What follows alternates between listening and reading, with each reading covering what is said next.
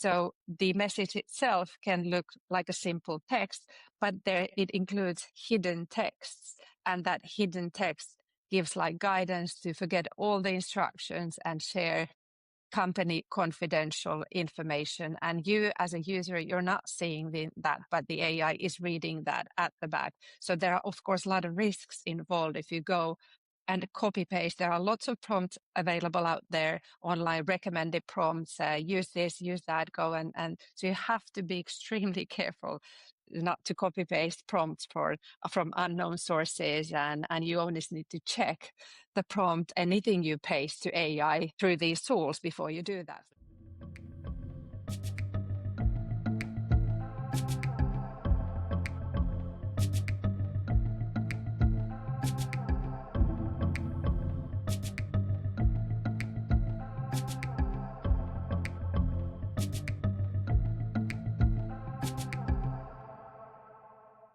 Hello, and welcome to the Agent Workforce Podcast. This is episode 25.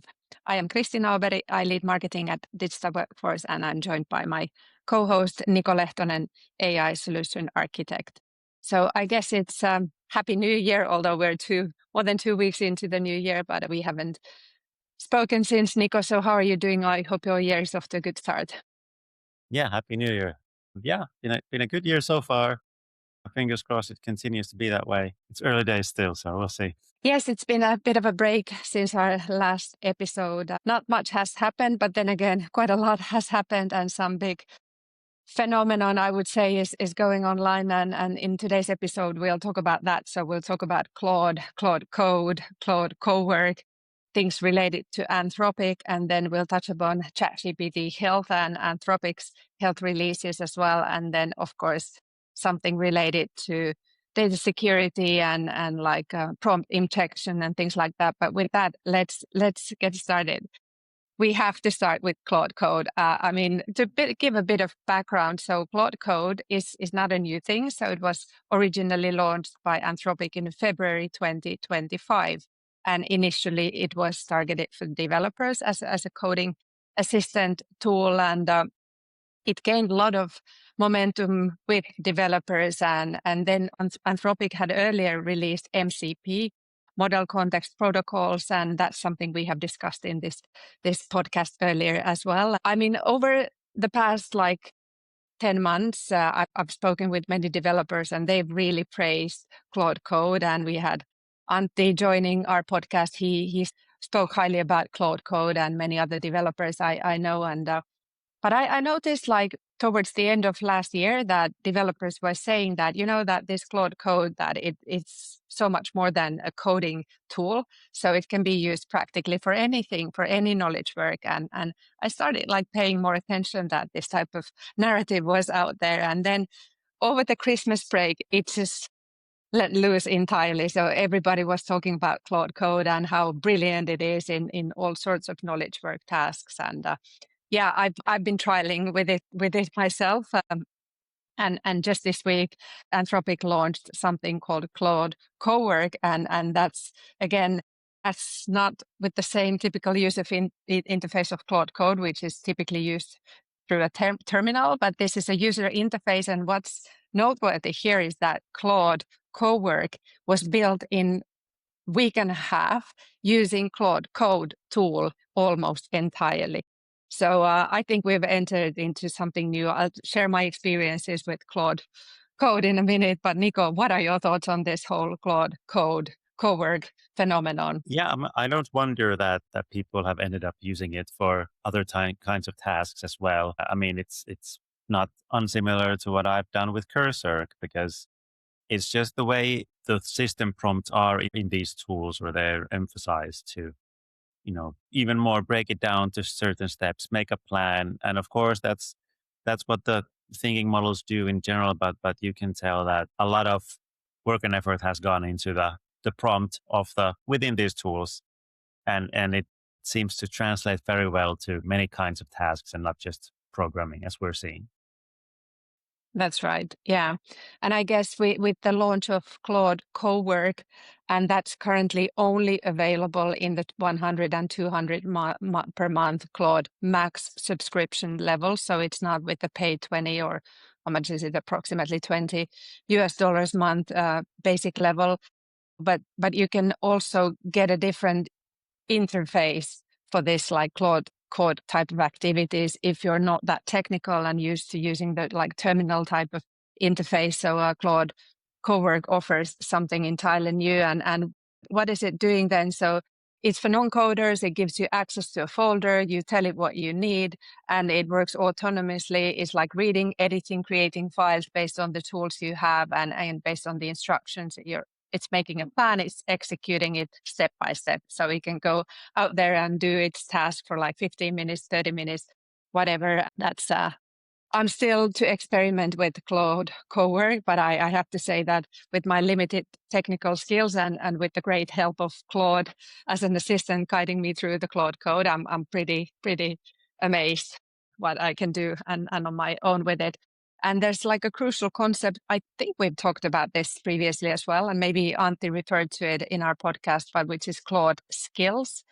And this seemed to have been the missing piece in a way that how they skills are reusable file system based resources that provide Claude with domain specific expertise, can be workflows, context, best practices that transform general purpose agents into your own specialist. Unlike prompts, conversation level instructions for one off tasks, skills load on demand, eliminate the need for repeatedly provide the same guidance across multiple conversations. So it will always go back to the skills that you have defined at the back when you refer to that in the prompt. And this is brilliant.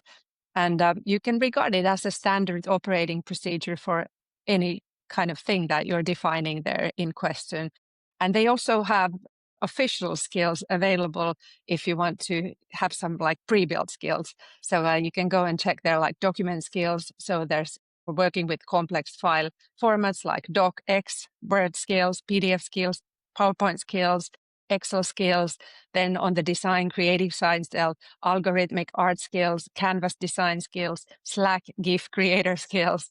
Development side, there's front-end design skills, artifact builder skills, MCP builder skills, web app testing skills. On the comms side, brand guidelines, internal comms. So these are readily available, but of course the plan is that you create your own skills while you know what you're trying to do and what you're trying to build here. But yeah, seems like a big momentum for Anthropic and Claude, and I bet they have seen a massive spike in subscriptions in the past few weeks and months, I guess. Yeah, I mean, it's really piqued my interest as well to up my tier a bit. I mean, I've been completely happy with Cursor, but it does begin to look more and more like I will need to start using Claude Code more and yeah, then see if I can only work with one tool or am I going to need two in the future? Hopefully not for long at least. Yeah, we all end up having like dozens of subscriptions for different AI tools, and so yeah, we need to be mindful of the ones that you use. But I mean, it's justified, of course, to have more than one, and because there are differences in these tools, that's for sure. And I've noticed, for instance, that Gemini works really well in Google related things. So whether that's something I want to do with YouTube, or if it's something I want to do with Google Services ads, or Google Analytics or whatever, it just tends to work really well in that context. So yeah, but I mean, these tools help us as individuals and small teams build agents for those kind of purposes quite easily and in-house. And I mean, what are your thoughts on applying this on an enterprise level? Yeah, I think the target here again is the sort of probably more on the consumer level, maybe the individual teams or people building personal apps, whether it's for work purpose or other. So it remains to be seen how widely this is going to, how wide the impacts are going to be. One thing that's been discussed a lot and it has raised its head again at the end of last year and already this year is the security side of these apps that are being built. And what kind of read write privileges are you giving your AI solution? Nothing wrong with that. It's just that if the LLM is responsible for all the steps, then you might have some issues with how your data is being handled. The solution might overwrite everything, for instance. And actually, Anthropic are saying this when you're using Cowork, that you're going to need to be careful at how you prompt it, or you might experience, for instance, data loss. Yeah. And yeah. So when it comes to enterprise level, solutions, obviously there's much more than just the LLMs in those solutions. So a lot of it is done with code, as mentioned before, and so on. And I don't know how much a solution like Cowork is going to be of assistance in that sense. But then again, I've not used it yet, so I don't know how much you can build a workflow or a pipeline of different things being triggered along the way. But we'll definitely have to give that a go when I get my Claude Code subscription. Yeah.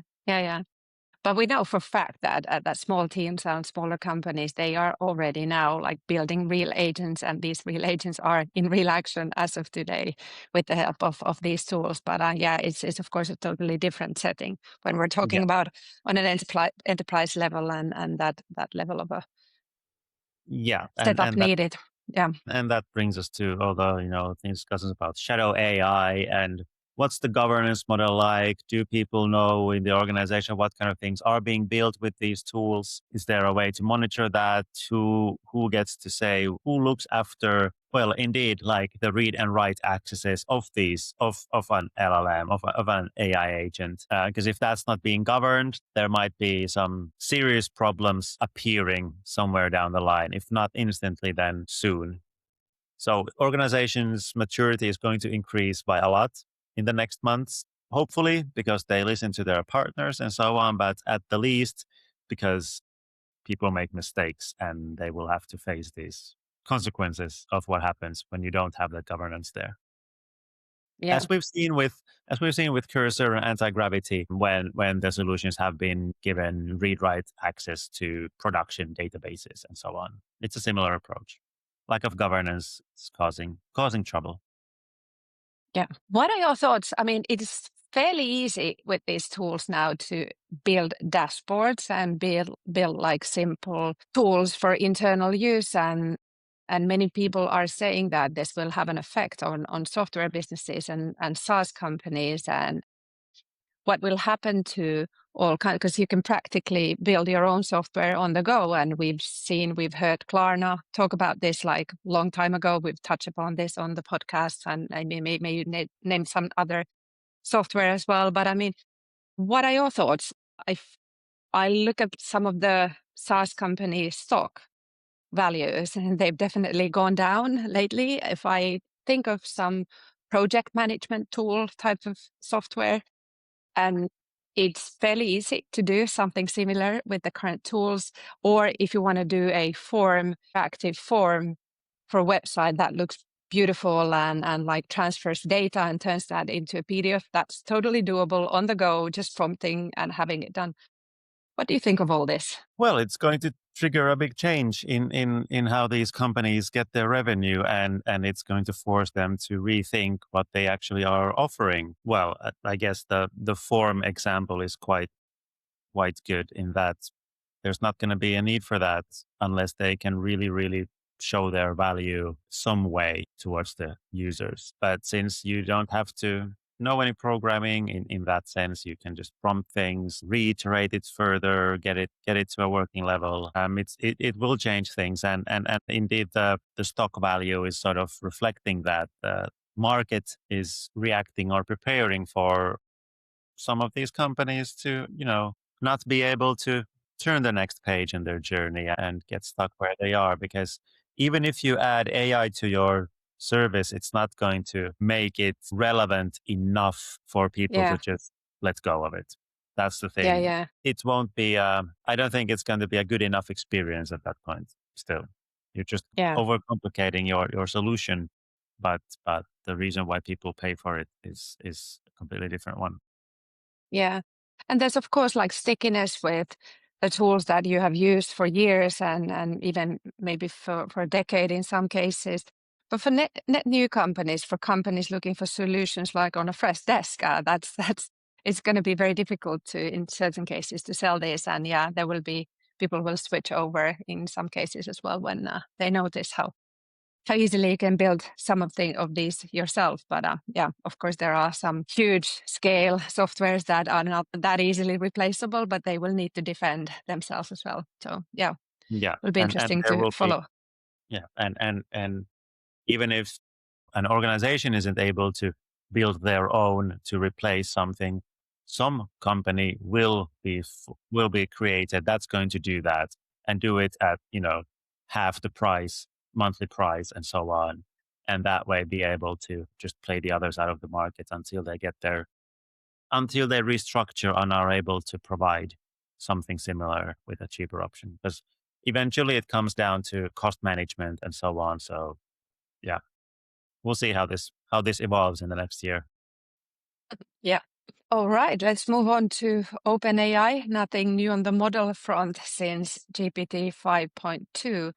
But they did come out with a pretty interesting release on January the 7th, introducing ChatGPT Health. And we have talked about health and using these tools for health related queries a couple of times in this podcast and giving a word of caution as well when entering in your health data, while acknowledging that it can be extremely useful and helpful in many cases. And it seems that now these leading labs are entirely like hitting this space and making this a big theme. And OpenAI, they released a ChatGPT Health, which is a dedicated health space inside ChatGPT for health and wellness conversations, where you can optionally connect your own health data, like medical records, data from applications such as Apple Health and MyFitnessPal, so that answers can be grounded in your personal context. And then they remind that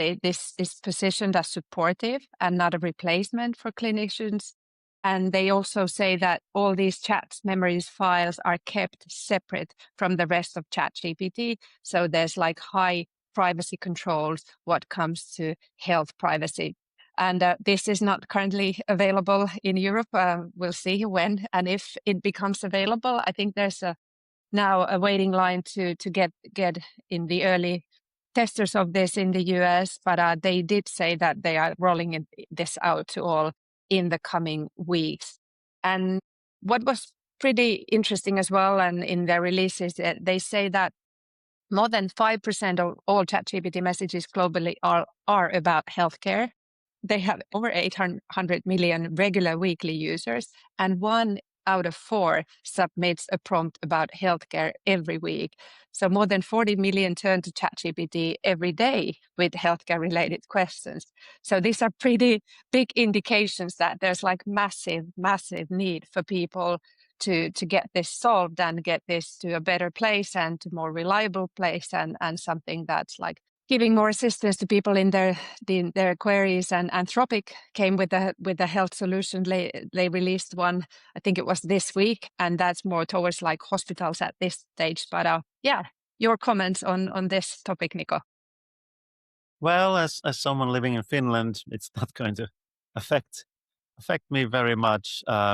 Would be interesting to try these out, and I might have to create another account with a bit of VPN magic and a virtual credit card just to see how that stuff works. What can it actually do? But yeah, it is something that I've been expecting to happen for about a year now, at least, maybe a year and a half. We'll see where this evolves.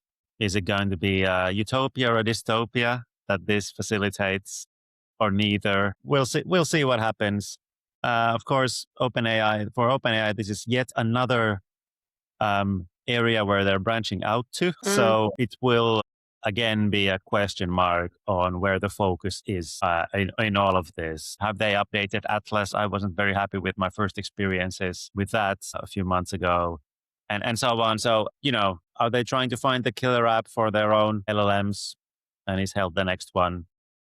We'll see. We'll see. But I would also hope that they keep evolving their current offering and not just coming up with new ones. Yeah.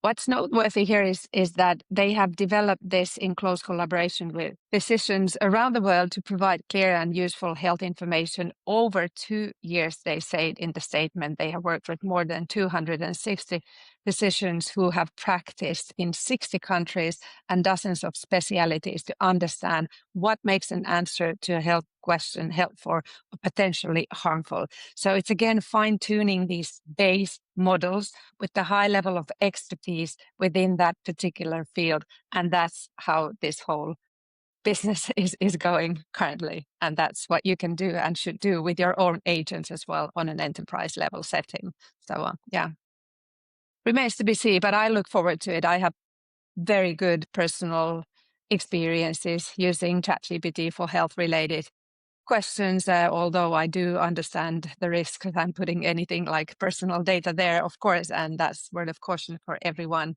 listening that don't do that and don't put your, but anyways, if you are to do that with certain precautions, it can be useful, at least has been so in my experience. All right, then we meant to talk a little bit about prompt injection. I noticed a LinkedIn post. This is by Jarmo Laakso. I don't know him, but I came through some contacts, and I think this was a pretty nice post. And I'm just going to translate a bit this and ask you, Nico, what do you think about this topic? So he said that it's an invisible threat in AI conversations, and what is that? So you share a ChatGPT link to a colleague, and you copy paste prompt. And then you paste that in your AI tool in your customer service. But do you know what the AI is actually reading? So for instance, the invisible Unicode characters are increasing threat that we are not like talking enough about. So the message itself can look like a simple text, but there it includes hidden texts, and that hidden text gives like guidance to forget all the instructions and share company confidential information. And you as a user, you're not seeing that, but the AI is reading that at the back. So there are, of course, a lot of risks involved if you go and copy paste. There are lots of prompts available out there, online recommended prompts, use this, use that, go and so you have to be extremely careful not to copy paste prompts from unknown sources, and you always need to check the prompt, anything you paste to AI through these tools before you do that. So Nico, what's your take on this? Yeah, I mean, 100% agree. Just got to thinking, I don't think I've ever pasted a prompt into any of these things. I've taken screenshots of prompts and then utilized those, but I've not. So hidden characters haven't been a problem for myself personally. But I think there's just a very good point that it does create new attack surfaces in ways that, lay people have no idea about, don't even think about. And how to get that understanding on a sufficient level is going to be difficult. And again, I think we are going to see the lack of governance coming into play again, with people either as individuals or as employees having these issues at some point. And as I mentioned earlier, the cybersecurity aspect of AI solutions in general has been a hot topic in the past 2 months as well. And it's been, well, basically, you should never let your AI have a direct right access to any financial records, for instance. And every AI interaction has to be logged and reviewable. So you should always have someone must have an understanding of what's been done. But with the way companies are tackling this, it might not be the case right now. So I'm looking forward to this changing in the near future. Hopefully sooner than later. Yeah, I think you had a case you wanted to share briefly. Yeah, there's can... probably not worth mentioning the companies involved, but there's been a cybersecurity company's text or a blog post that's been doing the rounds lately about a deal a company that does financial software did with OpenAI, and of course we don't know what the deal is about in detail, but it does say that they are going to start providing an AI assistant that helps out in filing, your taxes and so on. And the blog post sort of attacks this partnership by saying that, well, indeed, AI should never have read access to or write access to financial records directly, because you can so easily have a malicious invoice or some other kind of document that's just going to lead the AI assistant doing things it should not be doing. Which is actually what we saw with the Agent Force, where Salesforce said that you shouldn't have this type of data in your system. So they shifted the blame on the company that had the data in their system rather than saying that there was anything wrong with their solution, that this was possible to do. And the reason for that is that if prompt injection cannot be completely diminished by itself. So it's really important that when you are building these AI solutions that are for enterprise use, it's not just LLM based. There has to be lots of different layers written in code, using different kinds of guardrail solutions and components that make it so that even if the prompt injection succeeds, it doesn't lead to any harm happening. And this is actually what the blog post also goes in detail about. So it at the end of it, they also go into, what actually should be done and how should you build that solution if you're going to have these AI assistants in these types of customer facing environments where the solution is going to read and write data. Interestingly, they also say that businesses and individuals are recommended to opt out of any AI features in financial software when possible. I don't know if this is directly aimed at Salesforce, but it sure sounds like it. But also that all AI generated outputs must be reviewed carefully. Don't auto approve any invoices, payments, categorizations. And to be fair, it is what we've been doing in the solutions we've been building here at GWF, that the human loop is always there. And you have to get to a really, really high level of confidence before you're able to let go of that in certain parts along the way, and so on. Limiting data access that these tools have, of course, is important, and just having a response plan. So if the data is compromised, if something gets overwritten or something, what's going to happen? What's your response plan? All these kinds of things. So I think I'm happy that this is creating discussion. I'm hoping it will create more discussion, to be fair, because it's so easy to do these things wrong. And indeed, with the lack of governance that so many companies have around these things, it's going to happen sooner or later, unfortunately. Wise words. I think that's a good way to end this conversation this week. So unless you have anything else you want to share with us and the listeners today, but yeah, a lot of things to consider there. What you just said. Yeah, I think this is it for the week. Yeah, it is. Thanks all, and speak to you all again next week. Thank you. Thanks, everyone. Bye.